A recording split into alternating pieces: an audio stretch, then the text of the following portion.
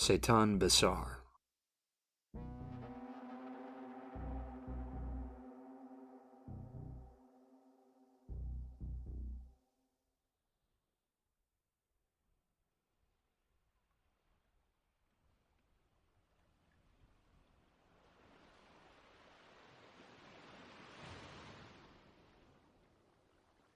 I guess I'm done swimming for the week. My eyes traced a path from the crocodile-shaped basking imprint on the muddy bank of the bay to the makeshift dock of piled stone where the village's few battered boats bobbed in the water. Perhaps 300 yards separated my position from the spot where I had washed my hair and rinsed the omnipresent sweat of the jungle from my body alongside others from the village, all of us preparing for the morning's work in the lapping surf of the warm, calm sea. "They are scared of us," Bossack said from beside me, following my gaze up the beach. "They do not come to the dock." "I'll keep that in mind," I replied, every bit of my sarcasm eaten up by the language barrier. A voice came from behind, speaking the local Luwu dialect. Kumis, one of the eldest men in the village, had come to speak with Bossack, and from what little I could understand, it sounded as if he was warning us off of something. Like a picture glimpsed through stained glass, my passable Indonesian got me only so far with people speaking in the local language. This far from cities like Jakarta or Makassar, just as many knew none of the national language as were able to speak it fluently, especially among the old. I heard something said about the boats, and the word for bad was thrown around a lot. Then I heard something which rang familiar, two words I hadn't seen paired together before. When Bossack finally dismissed his old friend and the three of us had said our goodbyes, I asked him about it on the way to the docks. "What's Setan Besar?" Bossack, seeming distracted, shrugged. "Huh?" "Kumi said it," I explained. "He said it like it was a name." "Big devil," Bossack translated.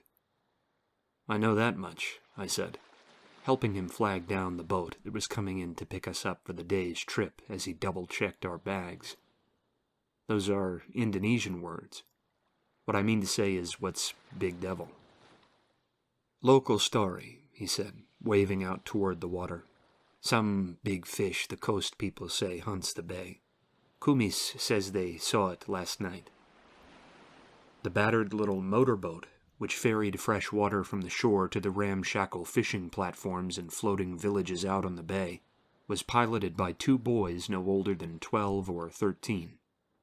Their age was contradicted by the practiced grace with which they guided the hull of the boat up to the piled rock of the dock, using a long and weathered bamboo pole to pull the craft the last few yards. "Sea monsters and crocodiles," I joked, helping Bossack toss the packs into the boat before clambering in on legs still unused to the sea. He grinned, throwing a thumb over his shoulder towards the village and explaining, "Do not worry. They say Setan Besar every time a big boat crosses the bay at night, all covered in lights. It's superstition." I nodded, thinking back to my smoke break the night prior. With my back decidedly disagreeing with the unforgiving planking of the hut porch I'd volunteered to sleep on, I'd tossed and turned through the night, rising several times to stand and look out over the water. A few hours past midnight, a broad string of lights had joined the distant specks that denoted ocean-bound villages and fishing platforms adrift on the water. I'd seen several men local to the village perched on the shallow rocky cliff overlooking the beach, nodding and pointing at the sea. "There can't be that much traffic from big cargo ships this far into the Gulf," I said, shifting to better allow our helmsmen to scramble over the boat's benches and crates in their bustle to navigate back out to sea. "We're a few hundred miles north of Makassar Harbor. Does Palopo even have a harbor? It seems too small." "Just a little one," Bossack shrugged. "Like a few docks and a place to get gas. Maybe they come up to avoid big storms down south. Better to be in the Gulf." "Maybe," I agreed. glad for the cool relief of water being tossed back into our faces as the boat finally picked up speed. The ocean's surface was a brutal desert under the heat of an equatorial sun, and any small respite was sorely welcomed. Despite the heat and the unforgiving surface of sun-baked wood on which I sat, the nearly hour-long trip out to the first fishing platform we visited flew by. Clear enough to allow for a good view of the seafloor near the shallows, the bay provided a fair number of distractions to watch while the minutes ticked by. Though the coral had been dynamited long ago by coastal fishermen looking for massive, easy hauls, the skeletal remains still hosted darting groups of fish and the occasional shark or ray stalking the coasts. We stopped to haul up the occasional crab pot, tossing the scant few we found into a bucket at the rear near the water barrels, after killing them with a rusted screwdriver. Crocodiles lurking near the bottom followed the pots up once or twice, but they always shied away from the surface, their bulky saurian forms sinking back towards the bottom once they realized the doomed crabs were headed for the boat. By the time we arrived at the first platform, I had worked up a fierce sweat, and consequently began to expect this weekend excursion away from the worries of tutoring English in the village would be a bit more work than I signed on for. We offloaded 2 stout 10-gallon buckets there, the boys collecting a bit of the flashy monopoly money they were owed and talking for a few minutes with the sole fisherman living on the ramshackle craft while I poked around on cautious legs. The platform itself was little more than a square frame built around the husk of an old wooden boat, aided in its drift by bands of barrels latched to its edges. 4 large holes, which ate up most of the thing's surface area, were fitted with dragnets, to be lowered and raised by a big gas-powered machination near the little hut at the center where the owner slept, ate, and hid from the cruel sun. While the whole thing was haunted with the salty, slightly offensive odor of tiny shrimp and fish whose bodies had become tangled in the rigging and the nets, the stink of massed fish coming from the barrels we loaded onto our little boat when we left were worse by far. I was given pause, though, by the final exchange of the boys and their customer on the platform as they pulled away. The fisherman, a speaker of the Bugis language from down south on the island, didn't speak Luwu, and therefore did his business with the boys in Indonesian, my mind immediately jumping to listen at the sound of familiar words. He told them that he wouldn't be needing any fish picked up for the next 2 days, going on to say he planned on keeping the nets drawn up and the platform anchored closer to the shore. They accepted this as if it were as regular a thing as saying goodbye. While I never would have foreseen a people as industrious as Indonesians giving up days of work to sit in relaxation near the coastline when there was money to be made, I dismissed it as an odd, solitary request by an aging fisherman, and refrained from asking any foolish tourist questions about it. This view changed when, leaving the next platform further up the coast, the 2 men there said the very same thing. I turned to Basak as soon as we were out of earshot, asking, "Is there a storm coming?" No, he told me. The water would be rougher, and the radio would have said so. They are probably just scared. Setan Besar, I said with a smile. Yes, Basak answered. Very superstitious out on the water. Despite being from a city on the edge of the ocean, Basak frequently spoke about villagers along the coast and upon the waters of the bay as if they were a different species. I didn't press him further, but silently, worry took infectious root in me. Though it took some time for me to isolate why as we were rattled along on our way from platform to platform, after 2 more stops and 2 more subsequent warnings about breaks to seek shelter on the shoreline, I came to realize exactly the reason for my worry. Why, if the fishermen on the platforms were out on the bay in deep water with warnings and searchlights of their own hung up to mark out their location to larger ships, were they worried about cargo ship lights? As early noon crept by and we neared the 5th platform of the day, our group was offered a modest lunch of salted fish and rice prepared on a camping stove in the fisherman's central hut. His wife, who lived on the platform with him, waited alone outside for the men to finish eating, as was customary. Trying not to look too odd as I continued to get used to eating with my hands, I made an effort to finish early and crawled back out into the sun. I meant to try and talk with someone alone, away from the others, still worried about looking like an idiot in front of Basuk. Asked whether she and her husband planned on retiring to the shallows, the fisherman's wife reported that they did. When I asked why, and she hesitated, I asked whether she had seen lights on the bay the night prior. She confirmed that they had, saying they had stayed up all night watching them. When I asked, tentatively, if they could have been a cargo ship, she told me something that quickened my heartbeat, and did so with a certainty that almost hurt to hear. The woman looked me in the eye and assured me that cargo ships don't travel underwater. We left soon after, my nerves worse than they had been before the visit. They grew more frayed, inch by inch, as each new fishing platform reported the intention of retiring for the night. Around 5 in the afternoon, the boys shuttling us seemed confused and lost for 10 minutes or so as they scanned the horizon in front of them, slowing our pace for only a short while before moving on. Basuk replied that one of the regular platforms had moved, and they had decided to carry on. My mind painted pictures of the missing platform twisted and broken like dried beechwood at the sea bottom behind us, but the worst shock didn't come until much later in the evening, after a few more platforms had come and gone without incident.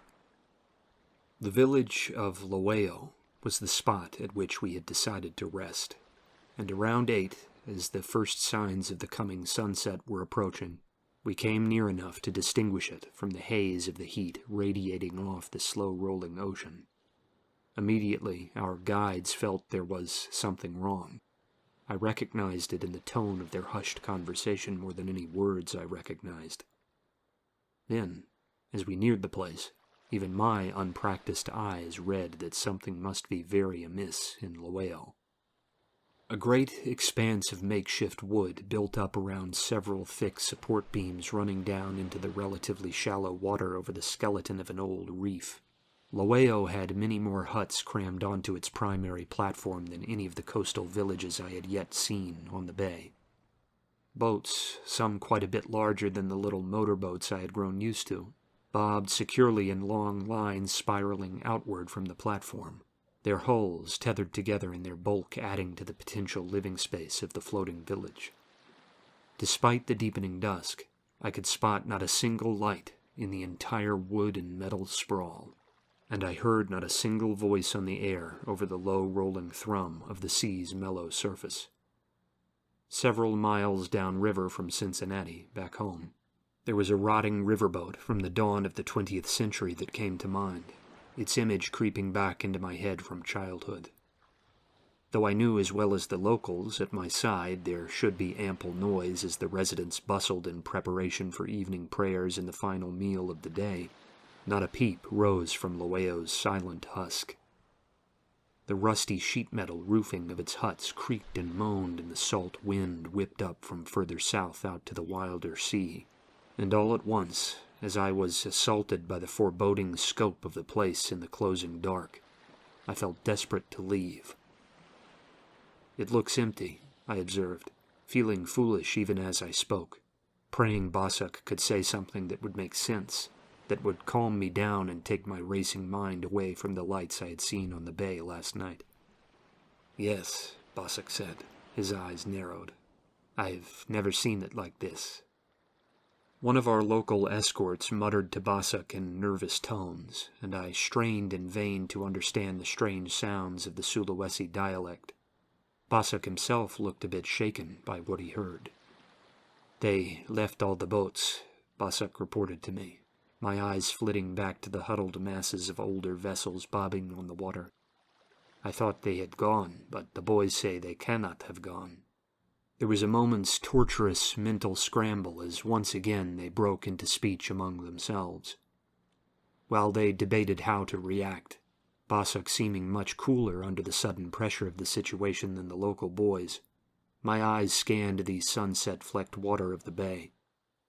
I found myself absently calculating the distance to shore, fretting as I realized that even if we made full speed for the closest rocky inlet now, we would not make the beach before the night rushing in had fully drowned the bay in an inky, tropical dark, the moon swallowed by the clouds and the sea a deadly adversary, seeming to watch and wait in silence on all sides.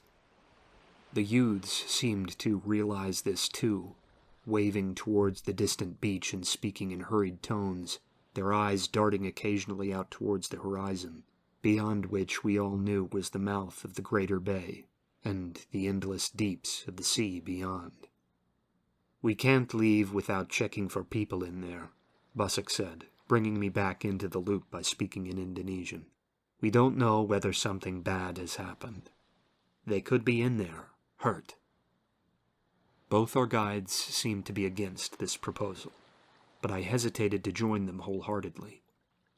Bossuck had looked to me, his dark eyes pleading for me to back him up, and I couldn't bring myself to join the two teenagers entirely. All I managed was, "If we have to, we'd better hurry. It'll be dark soon." Bossuck's eyes narrowed, almost imperceptibly, and I knew he was a bit surprised that I had let the whole sea devil story spook me. He didn't chide me for it, though, a pretty odd tactic for the boisterous little man. As he urged the reluctant boys to bring us up to one of the nearer makeshift docks and tie off the boat, I knew he was as shaky about the situation as I was. Even if he'd insist on his dying breath, it wasn't because of a tall tale about weird ocean lights.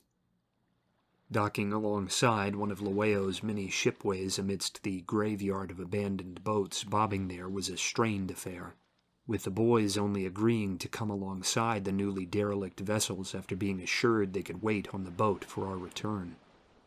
I joined Bossuck in denouncing them for their cowardice as an exercise to bolster my own nerves, but I found every step away from their little craft made me wish I'd had the fortitude to forsake my friend and join them in their protest. Bossuck, though, ever the leader, would stick his head into each dwelling or communal building, call for anyone that might lurk inside, and then press on, urging me to follow each time I held back. During the trek through the groaning wood and metal labyrinth, it became obvious to both of us that this had been no normal evacuation, though neither of us yet dared say anything to the other. Most of the buildings were tossed as if ransacked or struggled over, with tables overturned and belongings scattered about. Things as common as plastic bowls had been left on wooden and tarp floors to rest alongside possessions as valuable as phones, and the stowaway population of rats had been given free rein to scamper to and fro across a village suddenly bequeathed to them. These sights were glimpsed through windows and doors which were often hanging on hinges or shattered by force, with whole flimsy wall sections often missing or crumpled around the ports of entry they had once displayed. Throughout all this tumult, the residue of chaos boasted not a single corpse. No mangled bodies or pools of blood, no clumps of hair or mounds of torn flesh. Though the village looked as if it had suffered some apocalyptic raid by Mongol giants, whatever it had been came and went with the tenderness of a slinking cat. The boiling unease in my stomach remained barely in check with the aid of Bossuck's cool demeanor, but not even he was ready to see what waited us near the center of Loeo. Loeo opened up at its nucleus on a courtyard of open pits. These were the bays through which nets were lowered and raised, and 16 of them sat in an even grid out before us, crisscrossed by 2 plank walkways and a complex web of equipment for dragging up the nets. These walkways had mostly been fractured and splintered, with most disappearing down into the darkening seawater calmly lapping at their ruins, and the rigging for the winch system was wrapped around beams or tossed onto the walkways out of the courtyard, with most missing altogether. Down the whole of central Loeo, running perpendicular to the winding path Bossuck and I had just made through the town, was a fault line of splintered wood and tangled metal, held together here and there by bound rope, chain, or twisted beam only accidentally clinging to some counterpart across the canyon. This fissure began in the courtyard before us and sprawled out to either side of us right to the ends of the platform community. Bossuck spent a long span of seconds inspecting the damage from where we stood at the precipice before sinking into a crouch, running his hands through his long, coarse hair and gritting his teeth as if expecting to be struck. "This is crazy," he muttered, not yet looking my way. "This cannot be possible." I just stood there, dumb and silent, unsure of what to say.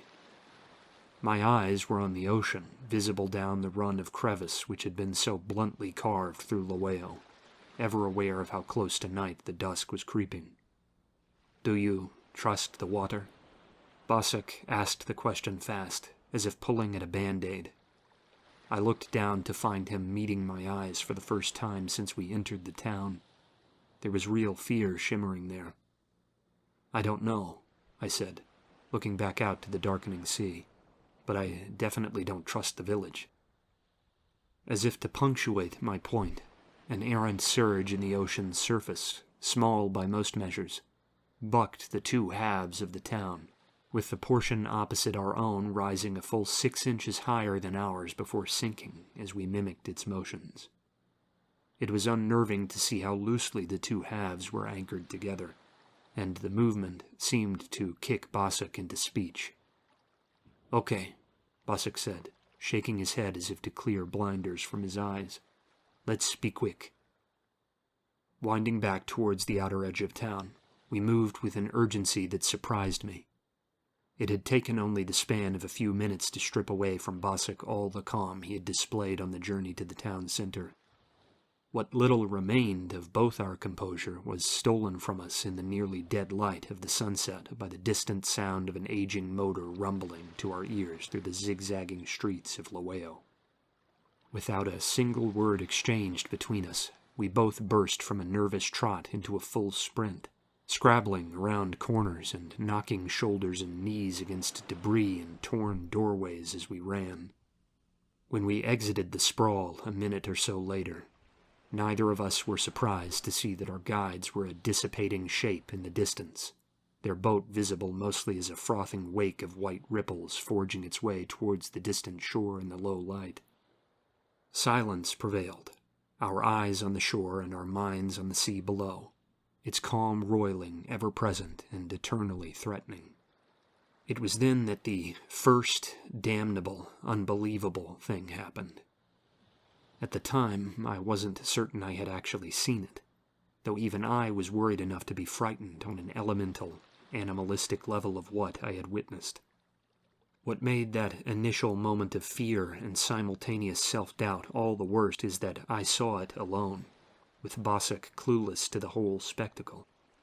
He had, some moments into watching the flight of the little craft towards the shore, turned away, his eye having been caught by distant lights visible off towards the mouth of the bay.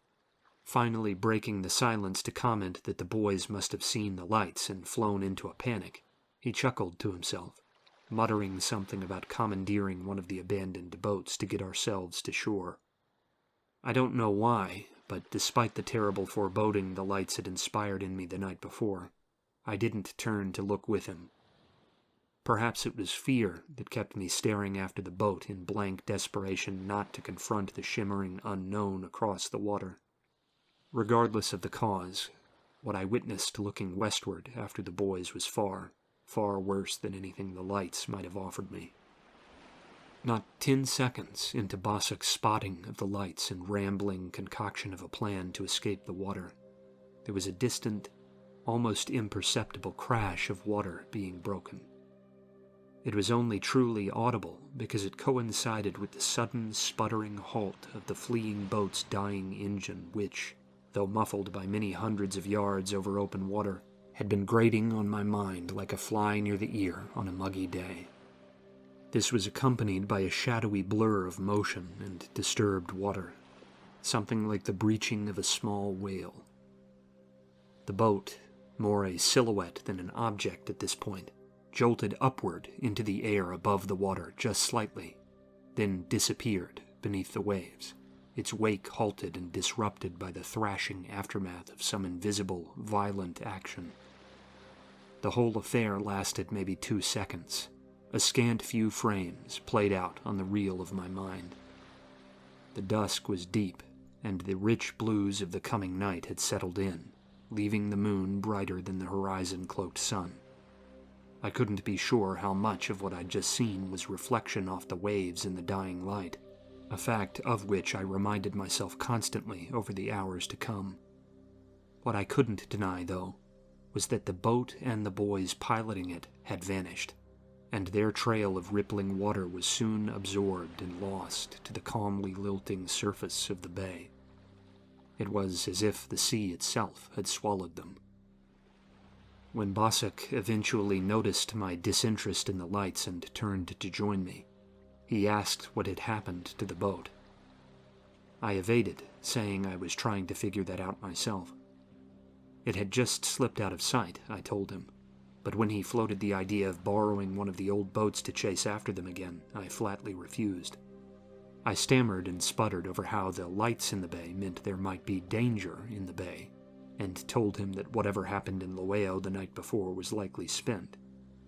If the lights, whatever this Setan Besar was, had caused this, surely they would move on to other fishing platforms and tidal villages in the bay, searching for greener pastures.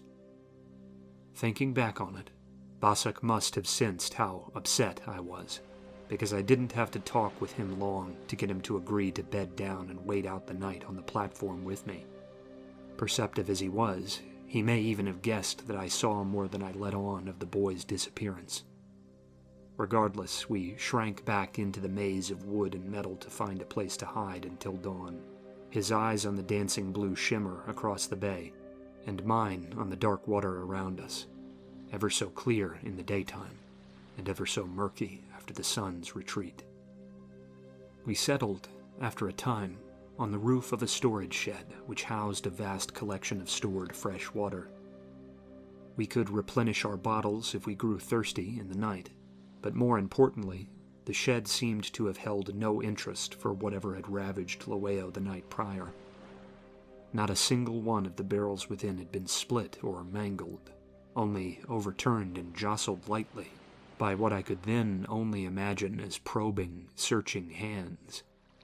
As a final bonus, the roof, several feet higher than the majority of the rooftops in the village, gave us a vantage on the surrounding sea and the central courtyard of ruined netting, so we could track the durability of the mangled village and the progress of the distant lights across the bay. We nested as best we could, neither of us making much effort to stay comfortable, and prepared for what we both knew would be a long night. The lights, which had started near the mouth of the bay, had moved with great speed over towards the far side of the bay's interior. They were the very same lights I had seen the night prior, though Bossack distracted himself, and to a certain degree me, with talk of what fishing communities or platforms existed over that way, tracing the human geography of the bay round as the light shifted over the first few hours. I could tell he was disturbed. I was equally unnerved, but I tried to hide my worry by sitting in silence and retreating into my mind, retracing the steps that had brought me through my past days with Bossack and the trip to this bay.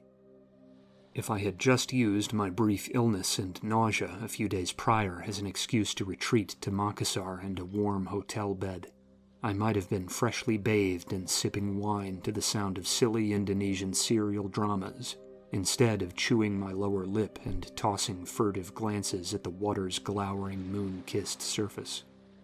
I imagined the coolness of an air-conditioned room and a filling, warm meal of anything other than rice and fish to dull the thrum of my tired brain as it replayed the obscured image of the boat's disappearance again and again. Every 30 minutes or so, I would turn on my phone, check to ensure I was still woefully out of service, and then power it back down, chuckling internally at its transformation into nothing more than an overpriced clock. A little after 2, I surrendered to Bossak's urges for me to get some rest while he kept watch. He knew I had been sleeping poorly, and wanted us both to be rested and sensible for the trip home in the morning.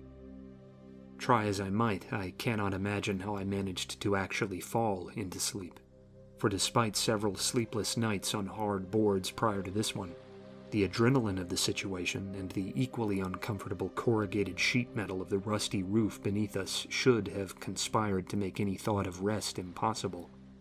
My lack of imagination cannot alter the fact that, at around 4 in the morning, I was gently, cautiously awakened by Bossak, whose dark eyes were filled with such shimmering terror I could see every ounce of it in the moonlight.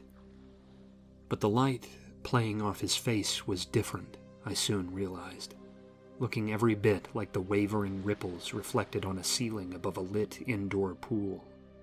Quickly jolting up from my place slumped against the roof, I was met with a spectacle so surreal I have struggled for months with the terms I should use to put it to paper. Below us swirled a miasma of luminescence, rolling like storm clouds in a vicious wind, its glow casting the entire surrounding ocean in a pale blue light that made everything down to the bay's rocky floor the better part of 100 yards down visible in spite of the night all around us. Slowly, my light-shocked eyes picked out individual forms among the mass, flitting in and out of the group to pluck up tiny fish or morsels which looked to be no more than specks at our distance. They were squid, nearly translucent, thrumming with a light that ran down their mantles on either side. They ranged in size from half a foot to over a yard long, and seethed in and out of the netting and supports under Laweo in search of prey, living or rotten.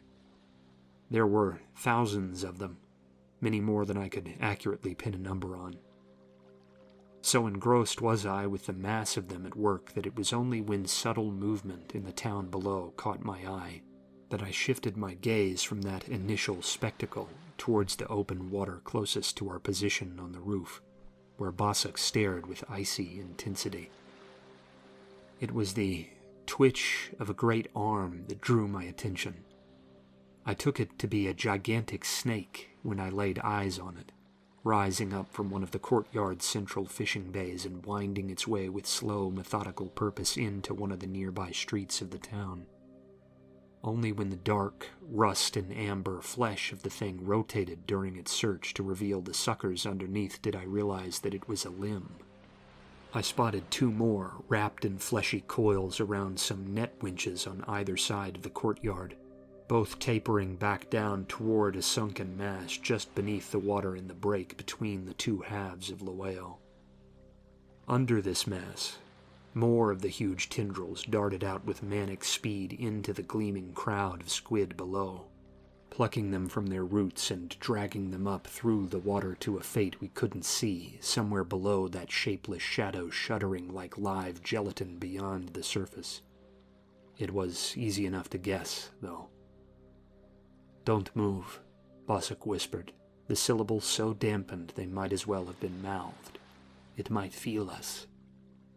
I nodded, feeling as if my heart only began to beat again when I heard his warning. The arms of the thing were easily 10 feet thick in places, and the core, the head, the mantle, if that's what it was titanic. It would be impossible for me to approximate the size of the creature and have it be believable. 80 feet from the tips of its arms to the top of its head. 100? More? All sound small to me, and simultaneously all of them seem too large for reason to allow those figures to be true. Suddenly, every broken barrier and window, every rummaged interior, every bloodless scene of disorder in the village made sense. Every missing person in Laweo made sense. Setan Besar was not the lights. Setan Besar merely followed the lights.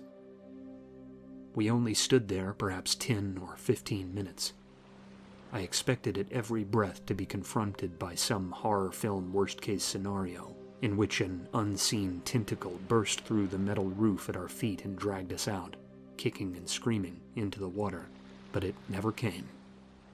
Though every heartbeat seemed to ring in my ears, and every redirection of the lone, searching arm the octopus-like colossus below made put my hairs on end, it was not long before the congregation of glowing squid began to dissipate, with first a few, and then the whole of the pack darting with surprising speed off to the south, back towards the mouth of the bay.